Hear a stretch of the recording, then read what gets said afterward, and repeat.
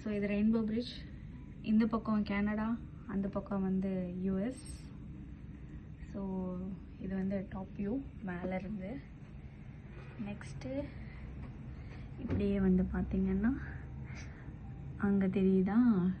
So இங்கே பாருங்கள், அது வந்து யூஎஸ் சைடு.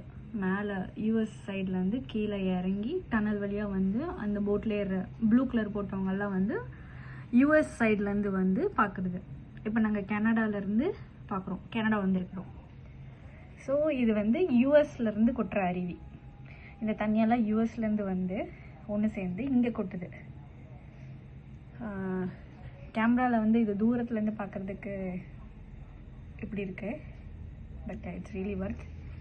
பின்னாடி அங்கே இன்னொரு போட்டில் வந்து சிவப்பு கலரில் போகிறாங்க இல்லையா, இவங்க தான் வந்து இங்கே இந்த சைடில், இந்த கனடாவிலேருந்து போட்டில் போகிறவங்கெல்லாம் ரெட் கலரில்.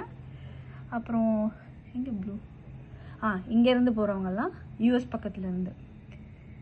அடுத்தது வந்து அங்கே ஒரு அருவி தெரியுதா, பெரிய அருவி புகையா, அதுதான் வந்து கனடாவிலேருந்து வந்து தண்ணி கொட்டுறது. அது வந்து ஹார்ஸ் ஷூ வியூ அப்படின்னா குதிரை கால் தடம் அப்படின்னு. அந்த மேலேருந்து பார்த்தா குதிரையோட கால் மாதிரி இருக்கும்.